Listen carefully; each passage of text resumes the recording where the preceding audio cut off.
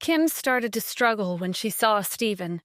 His gaze turned cold. "Calm down," Blake said desperately.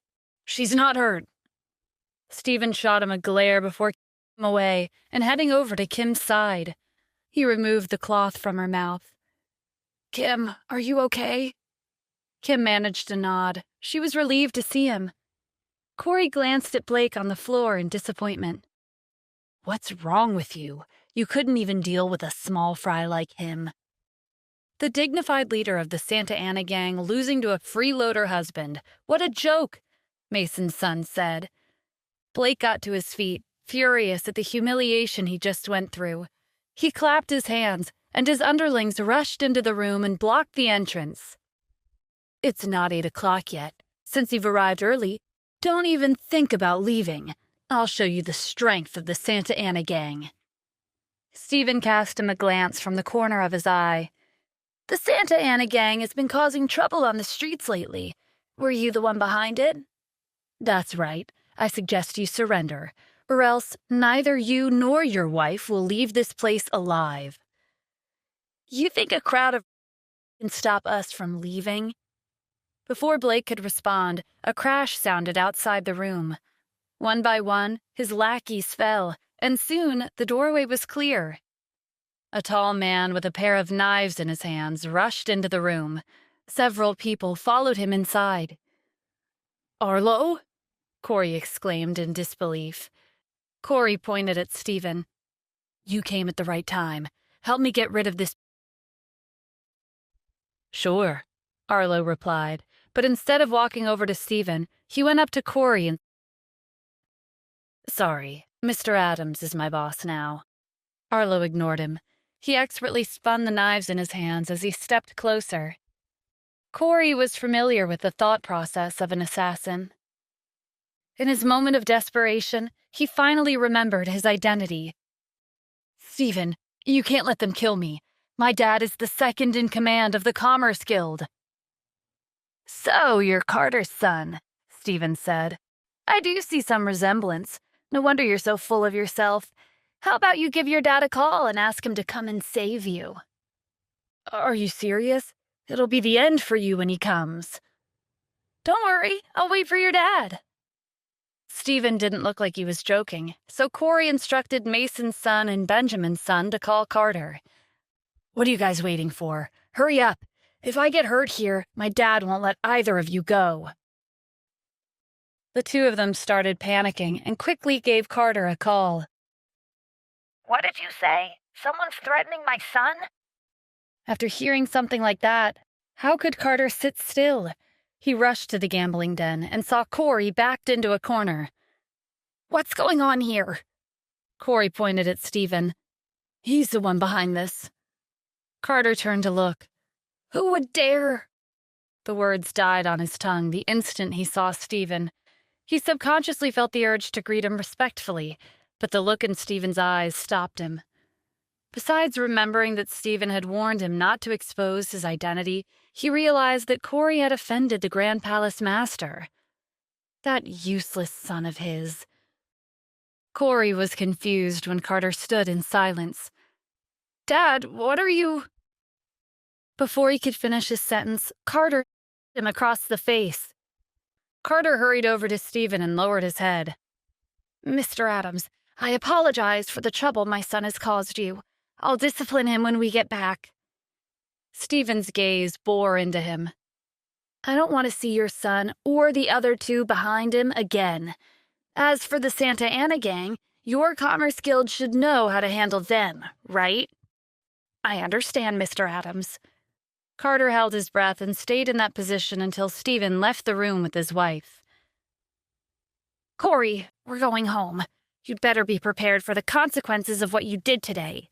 Where did you get the idea to kidnap Mr. Adams' wife?" Carter turned to Benjamin and Mason's sons. "You two had better prepare yourselves as well." "Who exactly is he?" "He's famous for being a freeloader in Los Angeles. Why are you so scared?"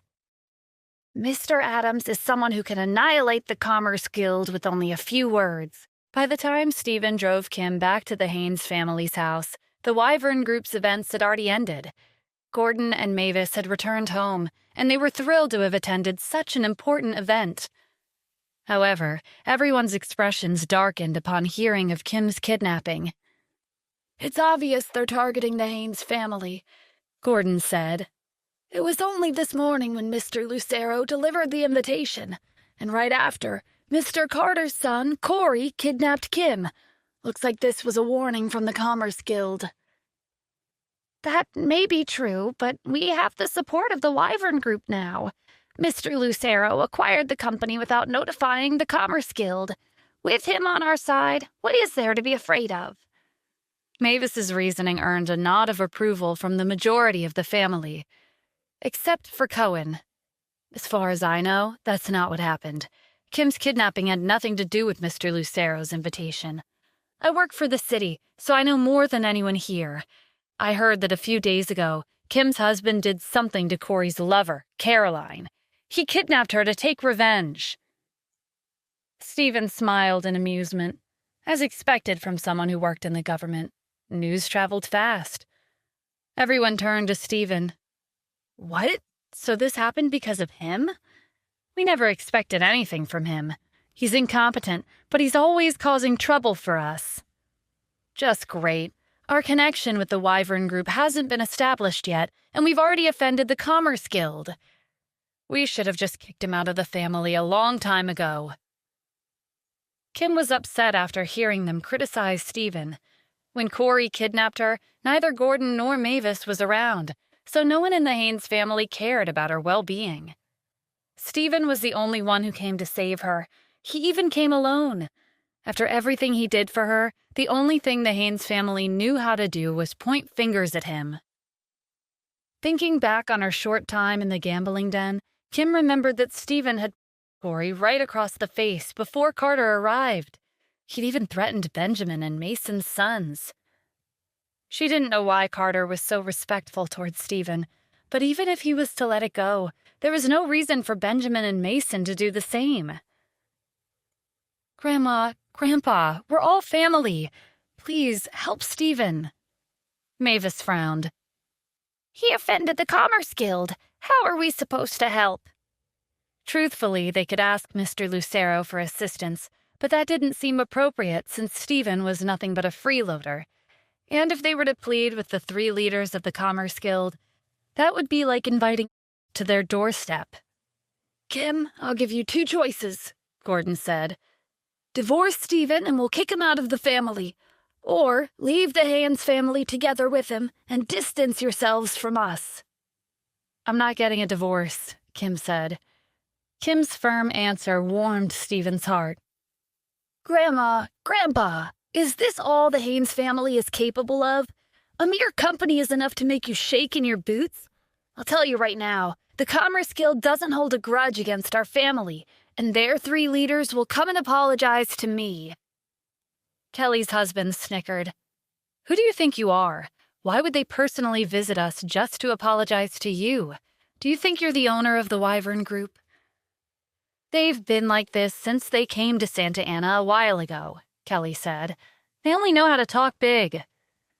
Stephen wanted to tell them, yes, as a matter of fact, I am the owner of the Wyvern Group, but he held himself back. The secretary burst into the room. Mr. Gordon, the CEO of the Commerce Guild, Mr. Benjamin, and his second in command, Mr. Mason and Mr. Carter, are here. Gordon gave Stephen a surprised look that was tinged with suspicion. This was exactly what Stephen had just said a few minutes ago. Were the 3 leaders of the Commerce Guild really here to apologize? They're not here to apologize, Cohen said. Think carefully. Mr. Carter's son may have kidnapped Kim, but he did it because of Stephen. Does it make sense for not one, but all 3 of them to come and apologize to someone who's barely a member of our family? He has a point, Kelly's husband said. Considering what's happened so far, they're here to denounce us. What should we do? Mavis asked worriedly. The Commerce Guild was Santa Ana's pillar. If they wanted to erase the Haynes family from the city, it would be no different from crushing an ant beneath their heel. "We could ask Mr. Lucero for help," Gordon suggested. Absolutely not, Cohen said. Mr. Lucero came here in person to invite us to his company's event. He holds the Haynes family in high regard. If we were to ask him for help, it would worsen his impression of our capabilities. That would be a disadvantage to us in the future." When Gordon fell silent, Cohen continued. "Actually, there's a simple solution to this crisis. If we hand over Stephen to them, they'll understand our sincerity. Even if they want to settle the score with him, that's none of our concern." Gordon and Mavis supported his idea. "Let's stop wasting time. They're here for Stephen, so let's give them what they want."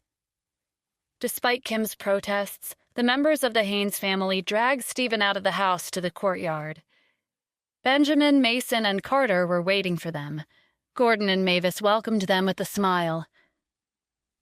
"Mr. Gordon, Miss Mavis, we're here because—" Before Benjamin could finish his sentence, Gordon interrupted him. "We've heard what happened. I and my family would like to express our sincerest apologies." Gordon waved his hand. "Bring him out." The members of the Haynes family pushed Stephen in front of them. "The person you're looking for is right here. You may do as you please with him. Our family won't interfere." Benjamin, Mason, and Carter looked at each other. This was the Grand Palace master who they were pushing around. While they wanted to reprimand the Haynes family, they scrapped that thought when they remembered that Stephen had warned them not to expose his identity. However, watching the Haynes family use Stephen as their scapegoat was still a frightening scene to witness. "Mr. Gordon, Miss Mavis, please leave Mr. Adams alone. We're here to apologize." Benjamin motioned to his bodyguards. They ran back to the car and brought out several exquisite boxes, stacking them at the entrance of the courtyard. "The situation is like this. Our sons played a nasty prank on Miss Kim, and we've already given them a good scolding. As an apology to Miss Kim and Mr. Adams, we've prepared a few gifts. Please accept them." Mason and Carter echoed the same sentiment. "Please accept them, Miss Kim. We've prepared an emerald necklace, herbal tonic, and a sports car worth $10 million. The Haynes family was too stunned to speak. They released their hold on Kim, and she walked to Stephen's side. Kim stared at the lavish gifts, unsure of what to do. "Kim, since they're giving these to you as a token of their apology, why don't you accept?" Stephen suggested. "All right," Kim said with some hesitation. Benjamin, Carter, and Mason were relieved that Stephen had accepted their gifts. From now on, he wouldn't pursue the matter with their 3 sons.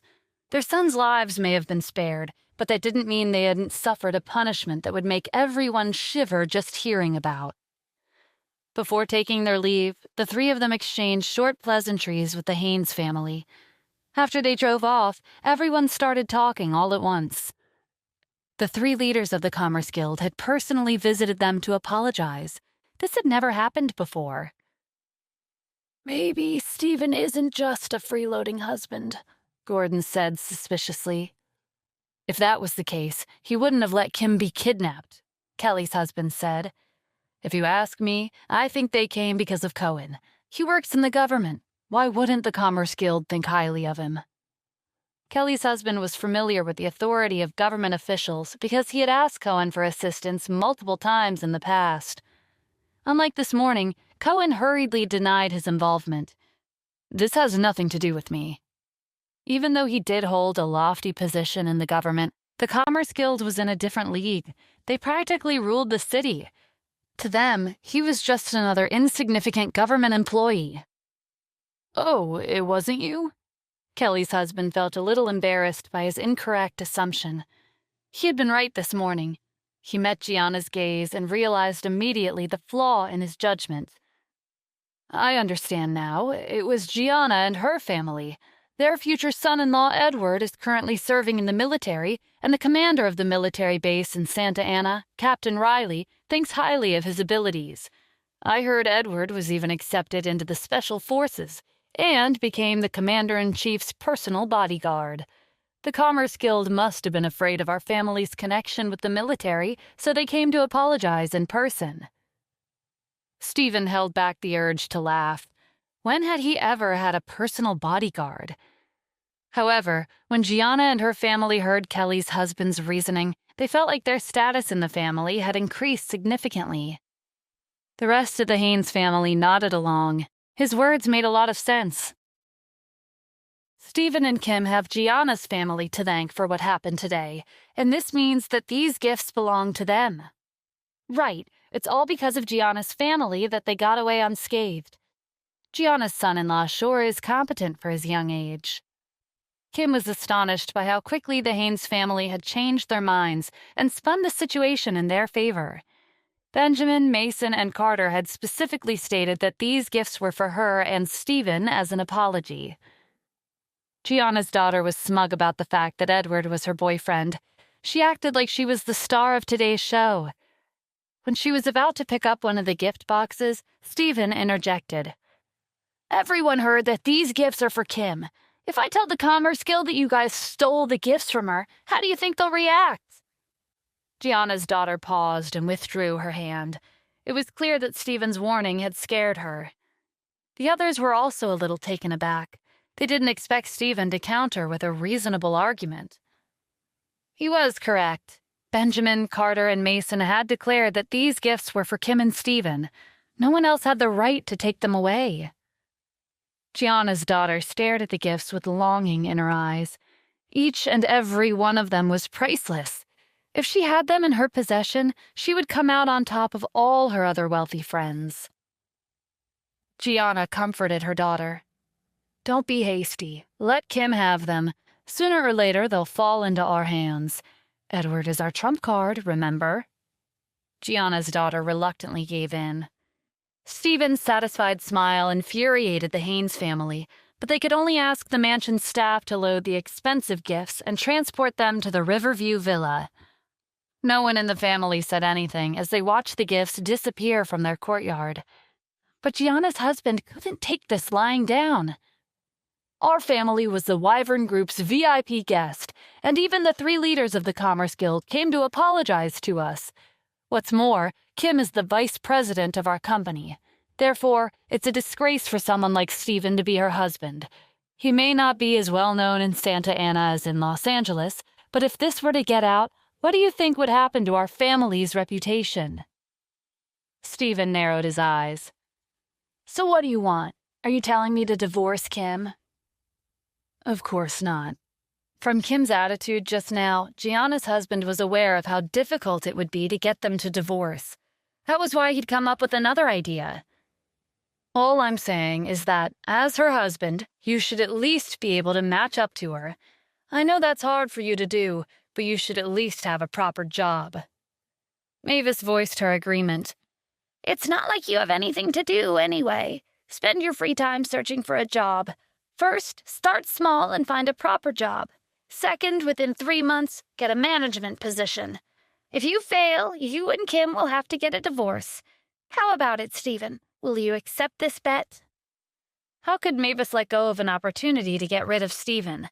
With him gone, the Haynes family could easily remove Kim from the company and the family. "Sure, why not? It's a mere executive position. You made it sound like you wanted me to take over the world or something," Stephen replied. Instead of bragging, get a job first, Mavis said. Also, you're not allowed to find a job within Haynes Industries. And you can't rely on our family's connections. You can only depend on yourself. This is the only way for you to prove that you're worthy of being Kim's husband. Kim, who'd originally wanted to support Stephen in secret, was worried after hearing the conditions. Why did Stephen agree to a bet that clearly wasn't in his favor with their marriage on the line? Stephen glanced at Kim. "I know what you're thinking. Don't worry. I won't lose. I'll search for a job tomorrow." "Okay," Kim said with a sigh. When they returned to Riverview Villa, the gifts had just been delivered. Natalie was shocked by the extravagant gifts. Kim woke up later than usual the next morning. It was a holiday, and she didn't have work today. When she washed up and left her room, she noticed that Stephen's door was closed, which meant that he was still in bed. Yesterday, he was full of confidence and a fighting spirit. He even swore that he would obtain a management position within 3 months. Not even a day later, his lazy self had taken the reins again. Did he not care about their marriage? It wasn't just Kim who was displeased. Natalie had been staring at Stephen's door all morning, waiting for him to get up and get out of the house to search for a job as he'd promised. At some point, Natalie couldn't take it anymore and barged into his room. She opened the curtains and pulled off his blanket. "Stephen, it's almost noon. Why aren't you up yet? You should be looking for a job." Stephen sat up and stretched, not bothered by the rude awakening. "There's no hurry. Last night I sent in my resume to the Wyvern Group. And, oh right, they said to come in today for an interview at 1 o'clock. Natalie's face lit up. Wyvern Group? That's a good company. After Stephen was forced out of bed, he washed up and got changed. "You can't be late for the interview. You have to work hard for the next 3 months and get a promotion. Then my family won't be able to look down on us anymore." Natalie pulled Stephen to the door. "Wait, Mom, I need to get my blazer." "What blazer do you even have? Go out and buy a new one. Don't hold back. I'll reimburse you when you get home." Stephen was pushed out of the house. He laughed as Natalie closed the door behind him. As far as he could remember, his mother-in-law had never been this generous before. Stephen purposefully took his time leaving the villa and admiring the scenery. When he got in the car, he gave Dennis a call. "Starting today, I'm the director of the security department at the Wyvern Group. Send me an email congratulating me on passing the interview with flying colors." This was the most amusing thing Dennis had heard all morning. "Understood, Mr. Adams." In a few minutes, Stephen received an email from the HR department at the Wyvern Group. He looked over the message and decided to call it a day. He started the car and drove to a tailor shop to purchase a suit and blazer. After changing his clothes, he drove back home. Kim was surprised to see Stephen walking through the door at 1:30 p.m. It hadn't even been 2 hours since he left the house. Why did he feel so unreliable? Did the interview end that fast? Natalie came out of the kitchen. "He definitely failed." She looked regretful as she glanced at his suit. "You spent a lot of money on that, didn't you?" "Not really. I don't have much money. It was only $1,000, Stephen said. "What?" Natalie subconsciously raised her voice.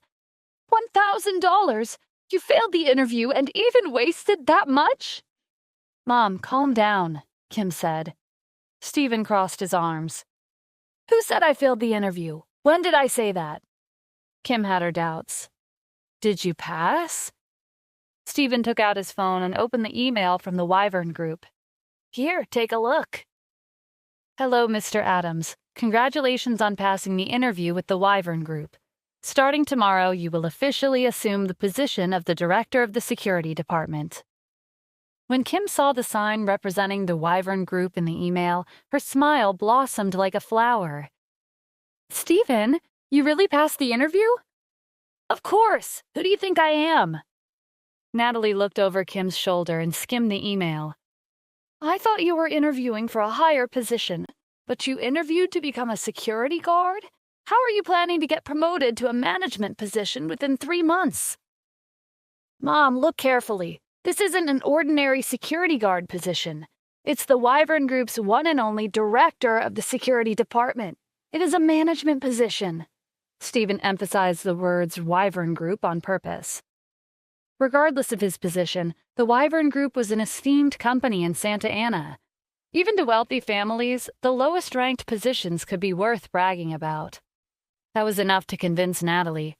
Her expression became softer, and she gave him one of her rare praises. Kim was especially happy. She took Stephen to the mall and picked out a few outfits that he could wear to work tomorrow. The next day, Stephen changed into the clothes that Kim had bought for him and drove her to work from the Commerce Guild. Afterward, he drove to the Wyvern Group to report for his first day of work as the Director of the Security Department. Although the salary of the Wyvern Group's employees was among the highest in the city, a majority of them drove a... Stephen was the only one who arrived in a $10 million sports car. His car attracted the attention of all the employees. Their gazes trailed after him as he stepped out of the car and walked to the security department to change into his uniform. The new director of the security department drove him to work. Do you think he's one of those rich who goes around showing off their wealth at the workplace? Maybe he's not actually that rich. Anyone could drive an expensive car and pretend to be wealthy. The entire company was in an uproar, including the security department. One of the security guards in the office pointed at Stephen from the window. "Look at him. Our new director drove to work. He looks so weak. What qualifications does he have to become our boss?" The assistant director of the security department, Tony, frowned as he watched Stephen enter the building. When the previous director resigned, there was a high chance for him to be promoted. But who would have thought that a rich would appear out of nowhere and take the position? He was even showing off his wealth by driving an expensive sports car to work. "We'll show him who's really in charge." 10 minutes later, Stephen walked into the security office. 2 security guards were already there. Good morning, I'm Stephen Adams, the new director of the security department. It's nice to meet you both. You must be the assistant director, Tony. Please ask everyone to come so we can get to know each other. Tony didn't move. The other security guard noticed the tense atmosphere and tried to smooth things over. "I'll get them." Before he could leave, Tony stopped him. "Since when were you in charge of the security department?" The security guard looked at Tony and then at Stephen. He didn't know what to do. The atmosphere was getting worse. Stephen caught on that Tony's words were meant for him. Tony didn't acknowledge him as the new director. Then please tell us how to proceed from here. "I'm sorry, but I can't make that decision. Only you, the director, have the authority to gather the staff." The results will be different if I were to personally gather them. Stephen walked up to the desk and slammed the side of his hand on the surface. Nothing happened. Tony smirked. "Is that all you've got?" Stephen didn't reply. He turned around and left the office. When the door closed behind him, the corner of the table broke off and fell to the floor. It had been cleanly severed, as if it had been cut by a saw. Tony's eyes widened. The Wyvern Group was a big company, and every security guard that had been hired was at the top of their field. Tony was a retired soldier who used to serve in the Special Forces. He had once been invincible on the battlefields abroad. But even for him, it would be impossible to break the table so cleanly with a single strike. It seemed like the new director's identity wasn't as simple as a rich. Tony realized that his arrogance was inappropriate and ran out of his office to chase after Stephen. "Mr. Adams, gathering everyone in the department is a small task. How could I bother you to take care of it yourself? I'll get everyone together." Seeing the passionate look on Tony's face, Stephen knew that he'd succeeded in demonstrating his abilities. Not long after, all of the security guards in the department were gathered in the office. "Let me introduce you. This is Stephen Adams, our new director." Tony's attitude had become much more courteous after the earlier incident. Many of the security guards had seen Stephen in the morning when he came to work. Tony was treating him respectfully, but many of them couldn't accept Stephen as their new boss. Maybe Tony was being polite to him because of his family background. Was there some kind of mistake? Why did the HR department choose a like him to lead us? Did you take on this position for fun? Stop wasting your time. The Wyvern Group Security Department isn't a place for you. The group of security guards continued to criticize Stephen to his face, similar to what Tony had done earlier. Tony didn't stop them. He knew that Stephen wanted to gather everyone here to show them his strength. One of the more experienced security guards called out to Stephen. "Hey, newcomer, want to compete with me?" His name was Reese, and he was a former weapons specialist. Due to his rebellious personality, he had taken action without permission, lending to his early retirement from the military. After he retired, he joined a mercenary organization for many years until he was hired as a security guard at the Wyvern Group. He possessed extraordinary skill. Reese's bold challenge piqued the interest of the other security guards. Naturally, Stephen could feel the murderous aura coming from Reese, but he only smiled and said, "How would you like to compete?" "Shooting, boxing, whatever. You can choose. But I'd like to warn you that if you don't want to embarrass yourself, it would be better to pick something you're the most proficient in," Reese said. "Sure. I heard that before you came to the Wyvern Group, you were once a soldier, and you were part of a mercenary group at some point. Your specialty is shooting. Why don't we pick that for our competition?" Stephen replied. Reese was surprised that Stephen knew of his background. Moreover, this was a lot braver than he'd expected. Even Tony was surprised. Even though he was the assistant director, he was no match for Reese when it came to shooting. Reese composed himself and pointed at Stephen's uniform. "Good. Don't regret your choice. After you lose, take off your uniform and get out of the security department." Stephen let out a sigh. It's too soon to decide the winner. The competition hasn't even started yet. Let's say I do win. What are you going to do?" Reese thought for a moment. "I'll apologize to you and leave the security department." Stephen smiled. This would be an interesting competition. The group of security guards led Stephen to the training field. The competition would start with Reese. The security guards applauded enthusiastically. Reese's momentum rose as he proceeded to the second shot. The applause grew louder. To the security guards, Reese was an undefeated expert when it came to firearms. For the last shot, Reese wanted to show off and crush Stephen completely. He wrapped a black cloth around his eyes. The security guards whispered to each other, "Is he really going to shoot while being blindfolded? He's really talented. I guess only someone like Reese can hit a target without looking." Reese picked up his gun and pointed it at the target. He pressed on the trigger, and bam, another bullseye. The security guards had seen this coming, but it was still surprising because it was an amazing achievement. Tony glanced at Stephen. He was curious as to whether he would be able to beat Reese or not. Tony couldn't figure out what Stephen was thinking. He had the same calm expression on his face as he did in the office. Reese handed the gun to the security guard who was keeping track of the score and walked back to the group. "It's your turn." Stephen gave him a nod and took his place in front of the target. Stephen wrapped the cloth around his eyes in the same way that Reese had done. Reese was stunned. Was Stephen going to begin his turn while being blindfolded? Reese was thinking that it might be a bluff until Stephen took the gun from the security guard and fired. And he didn't just shoot once. He shot 3 times in quick succession. Stephen removed the cloth only to see the security guard responsible for the scores standing there in a daze. It wasn't until Stephen told the security guard to check on the target that he snapped out of it. He hurried to the target and couldn't believe what he saw. He blinked and looked again. The result was the same. "Hey, what are you waiting for?" Reese called out impatiently. "Tell us already." The security guard recovered from his shock and announced the result. All 3 bullets hit the target. The second bullet hit the first bullet, and the third bullet hit the second. All eyes turned to Stephen. He had fired 3 shots while being blindfolded, and all 3 had been aligned right behind each other and hit the center of the target. Reese was doubting the results and went to see the target for himself. It matched the security guard's description. Reese took a deep breath and went up to Stephen. "I've lost. I acknowledge your skill, and I apologize for my disrespect." Just as he was about to take off his security uniform, Stephen stopped him and extended his hand.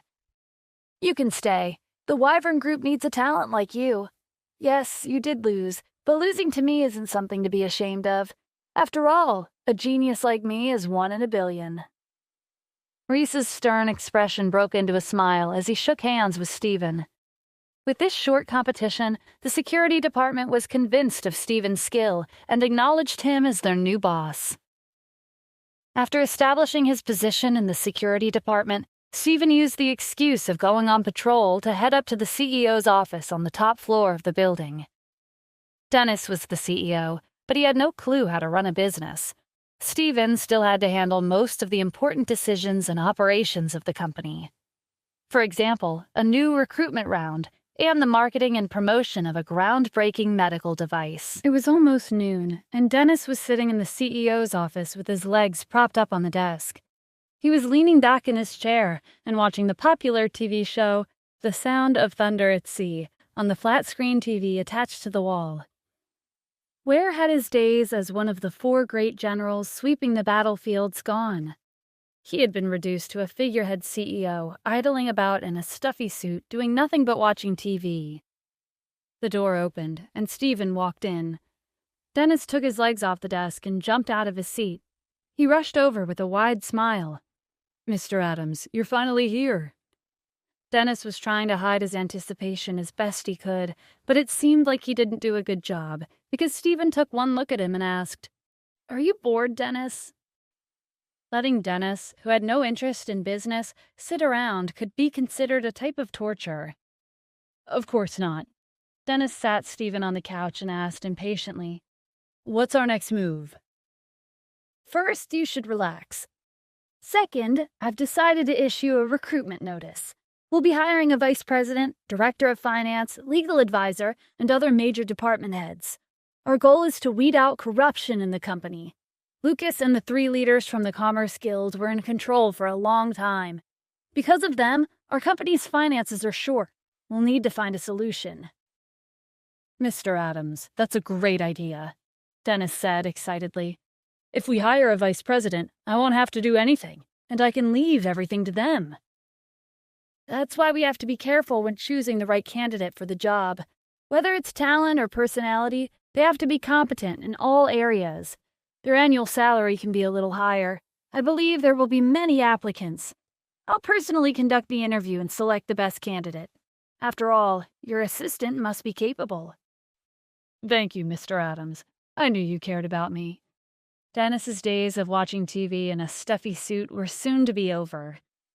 If the enemy of the 4 great generals witnessed Dennis, who was a fearsome opponent on the battlefield, acting reserved in front of Stephen, their jaws would drop. You can assign the HR department the task of arranging the recruitment process. By the way, how has Noah been doing since he returned to the company? For the first few days, he was passionate and full of energy, but recently he seems to be in low spirits. I wonder if something happened to his family. I see. Stephen thought for a moment. Okay, I'll take care of it. He knew his closest friends, Richard and Noah, very well. They'd both led a similar hard-working life in the past. They even fell deeply for a woman, gave them everything, and never asked for anything in return. But this love would eventually tie them down. One had even lost their life because of it. Richard's life had been ruined because of Caroline, and Noah's life had been ruined because of Mary. After the meeting with the upper management staff last time, Stephen kicked Max out of the company. Dennis said that Noah was in low spirits lately. The only person who could ruin his mood was Mary. But if Stephen asked Noah straight up, he would defend her. Therefore, Stephen decided to investigate in secret. After getting the full picture, he would try and talk Noah into getting a divorce. After wrapping up his discussion with Dennis, Stephen paid a visit to the Research and Development Department. Instead of going in, he watched from outside the glass windows. Like Dennis had said, Noah was working hard, but from time to time, he would sigh and look sullen. Stephen waited in Dennis's car for Noah to get off work. At 5:10 p.m., Noah exited the building and walked to his car. Stephen followed Noah's car from a distance. When Noah arrived home, Mary, who was dressed up as usual, came strolling out of the house.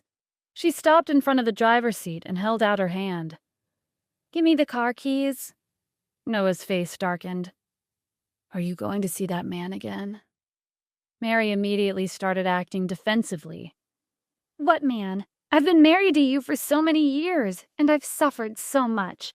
Have I experienced good fortune at all? Even Max left me. And right now, someone's threatening me, so I have no choice but to go look for him. Not only are you not helping me, but you're also actually accusing me. What did I do in a previous life for me to suffer so much in this life?" Tears ran down Mary's cheeks. She was very good at acting, but Stephen had seen it all. She may be crying, but there was no sorrow in her eyes.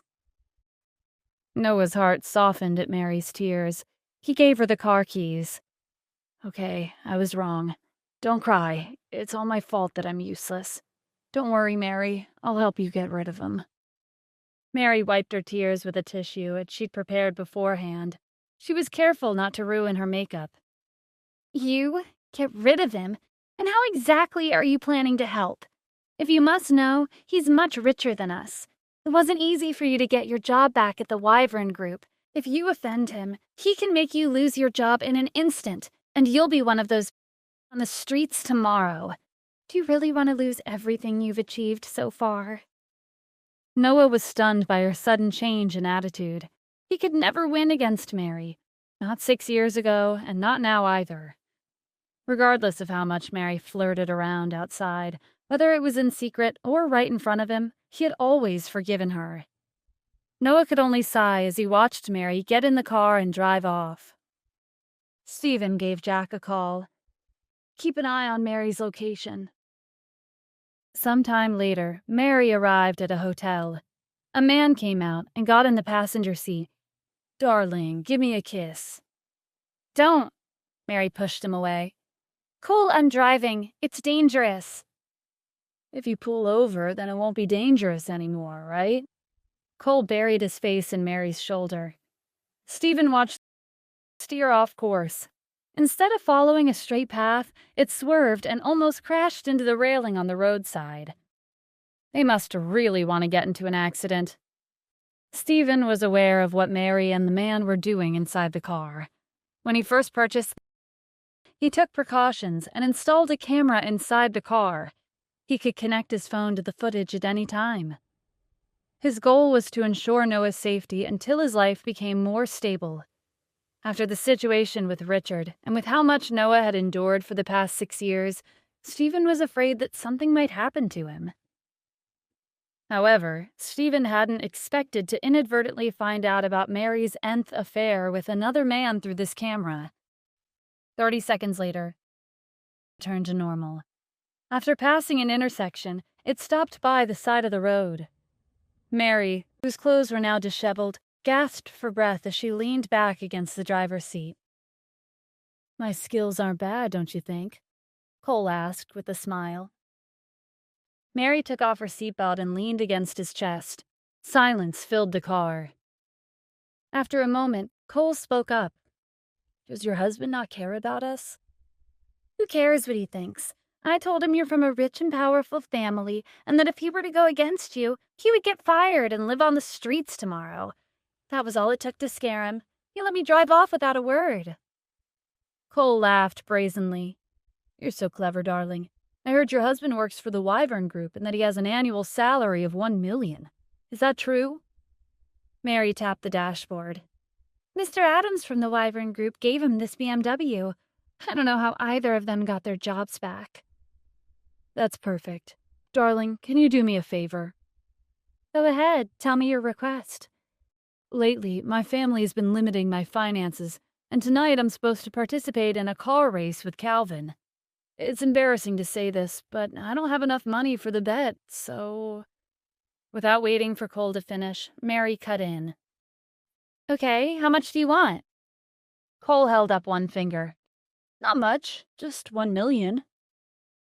$1 million? Mary hesitated before taking out her phone and calling Noah.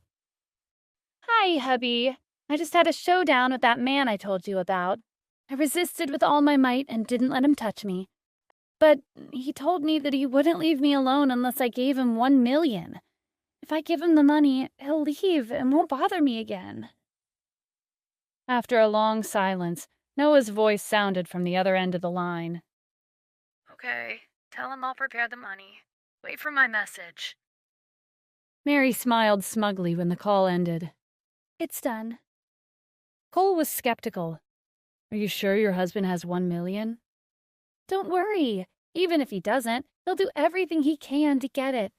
We just need to wait patiently for him to wire the money into my account. 5 minutes later, Stephen's phone rang. It was Dennis. Mr. Adams, Noah called and asked me to lend him $1 million. Should I accept?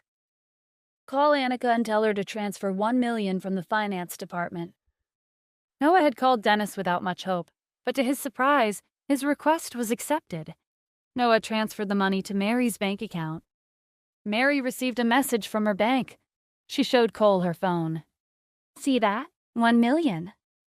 Wow, he really did transfer you the money. Even though he's a useless husband, he has been used as our ATM. That's right. As long as you make me happy, I'll give you as much money as you want. You promised, Kole said. Kole drove to a race car track on the outskirts of the city. When Kole stepped out of the car, he was greeted by a group of enthusiastic youths. Kole handed over the bank card that Mary had given him to the man at the front. Calvin, here's the 1 million for our bet. Would you like to verify the amount? No need, I trust you. Is that the girl you brought tonight? She's beautiful. If you like her, then beat me in a race, Calvin whistled. Very nice. Stephen drove up to them. Who are you supposed to be? Kole asked. It doesn't matter who I am. Stephen took out his credit card. I didn't bring any cash today, but this card can be swiped for 10 million at any time. If you don't believe me, you can go ahead and check. Calvin instructed a girl nearby to confirm Stephen's card. The girl took the card and keyed in lines of code. He's telling the truth. He can swipe this card for 10 million whenever he wants. It also has a limit of 100 million. Wait, that's not the end. You've just had a free taste. Now get the full story on the Pocket FM app, link in description. Check out our next video and playlist, and don't forget to like, share, and subscribe.